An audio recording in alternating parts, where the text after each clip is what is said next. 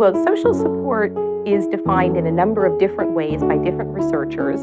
And in our lab, we study social support from the perspective of attachment theory.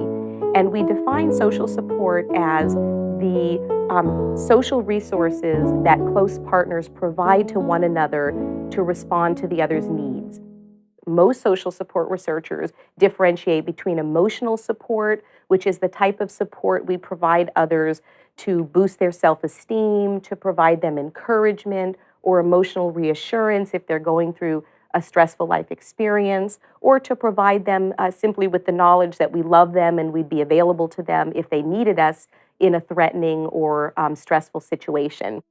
But also, it's very important to study what we call instrumental support. And instrumental support is the type of support we provide others when we actually do things for them, for instance, doing them favors, giving them a ride somewhere, or providing them with material resources such as money or time or assistance with tasks. So, instrumental support is often as important as emotional support, depending on what the person's need is. I guess I really need my partner's support in just everyday things. I really need my partner's support when I'm having a bad day. I really need my partner's support when I am feeling insecure. I need Jessica's help most whenever I'm making a big decision.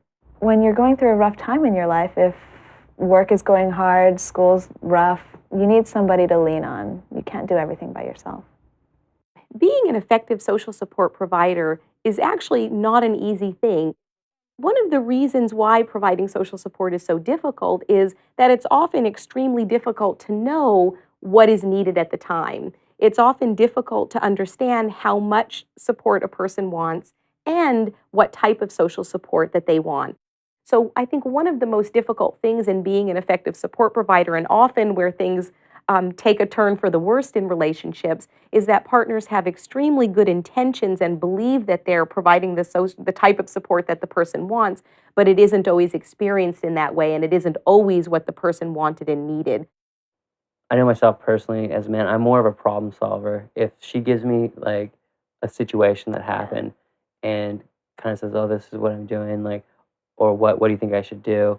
I'll go ahead and say, "Well, you should do this, this, this, and this," and be like solving the problem.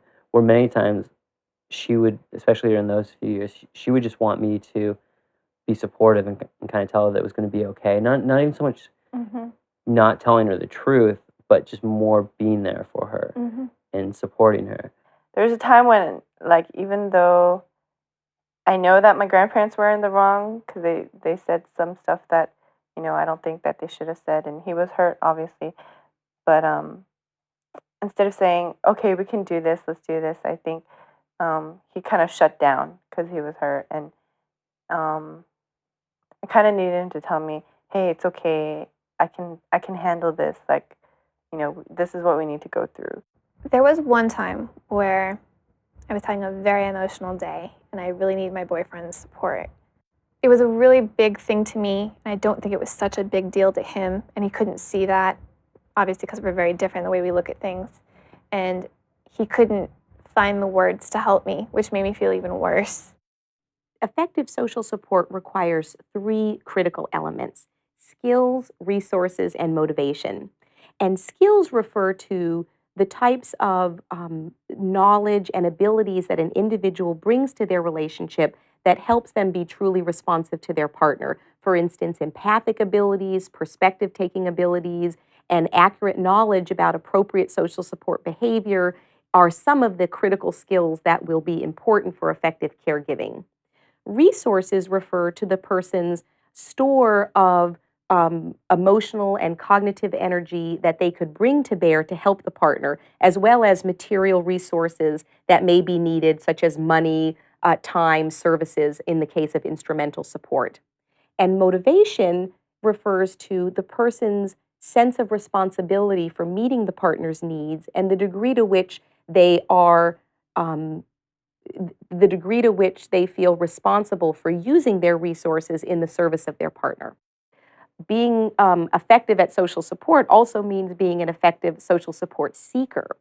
And what we're also finding in the lab is that individuals differ in how good a job they do at mobilizing social support in their network. So, for instance, what we're finding is that when individuals are coping with stressful life events and they talk to their partner in ways that are indirect, such as whining about the problem or complaining indirectly about the problem, that actually doesn't do a very good job at getting the social support that you need.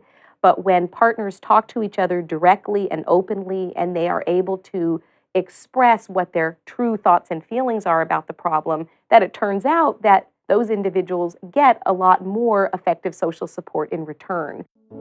I really believe that social support may be one of the most critical, or in fact, I may venture to say the most critical element of a truly intimate relationship. Feeling loved and valued and cared for by somebody, knowing that this person is going to be there for you, not just in the future in good times, but also in bad times, is really what may be the defining feature of a truly intimate relationship.